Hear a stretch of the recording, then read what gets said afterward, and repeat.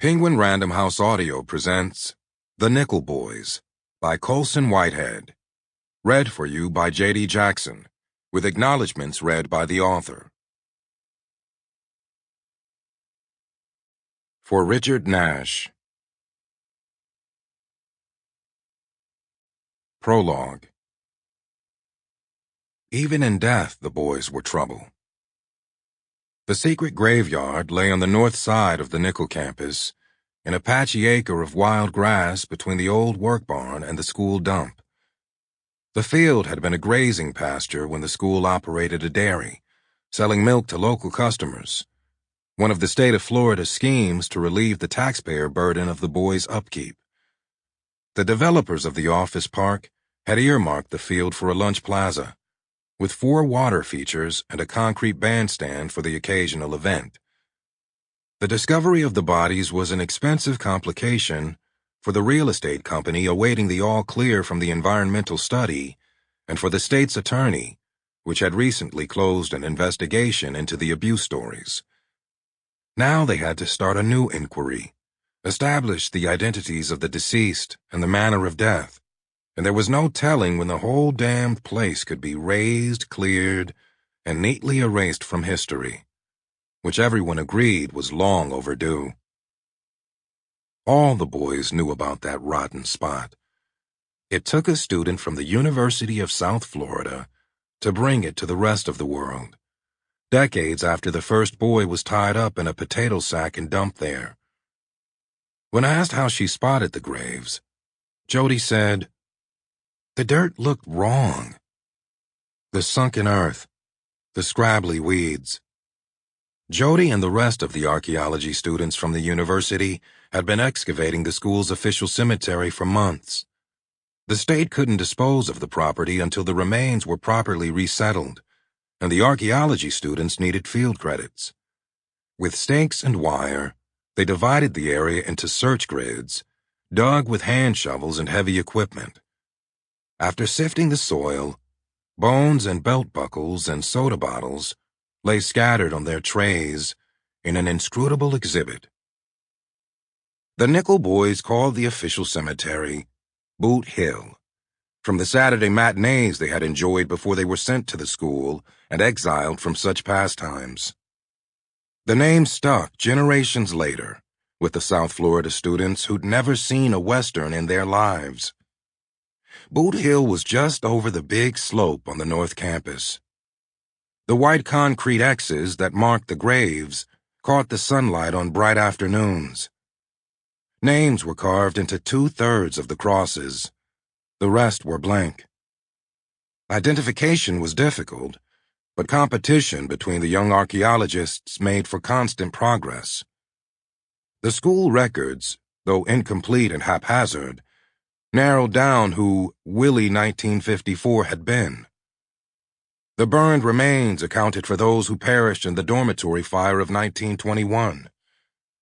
DNA matches with surviving family members, the ones the university students were able to track down, reconnected the dead to the living world that proceeded without them. Of the 43 bodies, 7 remained unnamed. The students piled the white concrete crosses in a mound next to the excavation site. When they returned to work one morning, someone had smashed them into chunks and dust. Boot Hill released its boys one by one. Jody was excited when she hosed down some artifacts from one of the trenches and came across her first remains. Professor Carmine told her that the little flute of bone in her hand most likely belonged to a raccoon or other small animal. The secret graveyard redeemed her. Jody found it while wandering the grounds in search of a cell signal. Her professor backed up her hunch on account of the irregularities at the Boot Hill site. All those fractures and cratered skulls, the rib cages riddled with buckshot. If the remains from the official cemetery were suspicious, what had befallen those in the unmarked burial ground? 2 days later, cadaver-sniffing dogs and radar imaging confirmed matters. No white crosses, no names. Just bones waiting for someone to find them. They called this a school, Professor Carmine said. You can hide a lot in an acre. In the dirt. One of the boys or one of their relatives tipped off the media. The students had a relationship with some of the boys at that point, after all the interviews. The boys reminded them of crotchety uncles and flinty characters from their old neighborhoods, men who might soften once you got to know them, but never lost that hard center. The archaeology students told the boys about the second burial site, told the family members of the dead kids they'd dug up, and then a local Tallahassee station dispatched a reporter.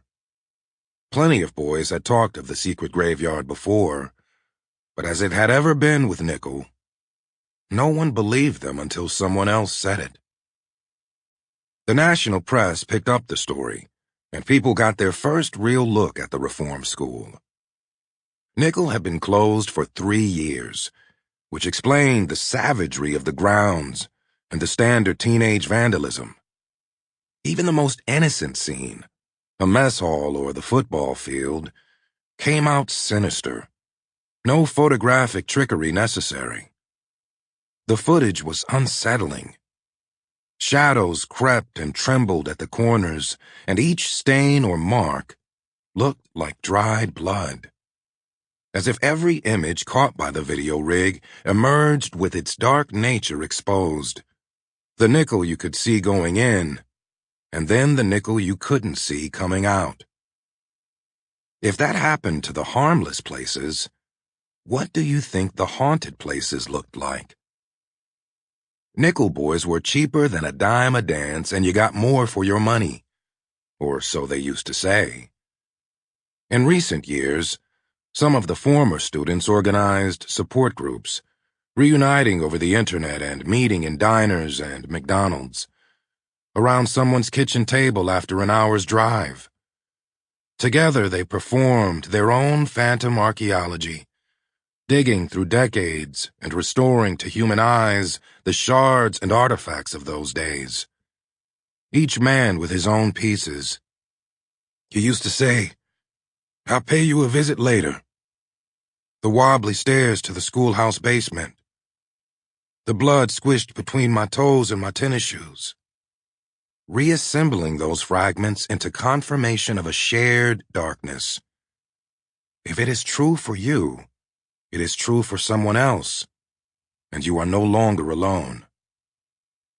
Big John Hardy, a retired carpet salesman from Omaha, maintained a website for the Nickel Boys with the latest news. He kept the others apprised on the petition for another investigation and how the statement of apology from the government was coming along. A blinking digital widget kept track of the fundraising for the proposed memorial.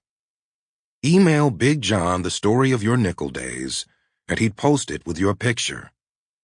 Sharing a link with your family was a way of saying, "This is where I was made." An explanation and an apology. The annual reunion, now in its 5th year, was strange and necessary. The boys were old men now, with wives and ex-wives and children they did or didn't talk to, with wary grandchildren who were brought around sometimes, and those whom they were prevented from seeing. They had managed to scrape up a life after leaving Nickel, or had never fit in at all with normal people. The last smokers of cigarette brands you never see, late to the self-help regimens, always on the verge of disappearing. Dead in prison, or decomposing in rooms they rented by the week, frozen to death in the woods after drinking turpentine.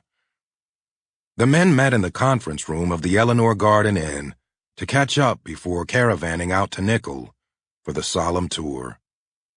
Some years you felt strong enough to head down that concrete walkway, knowing that it led to one of your bad places, and some years you didn't. Avoid a building or stare it in the face, depending on your reserves that morning. Big John posted a report after each reunion, for those who couldn't make it.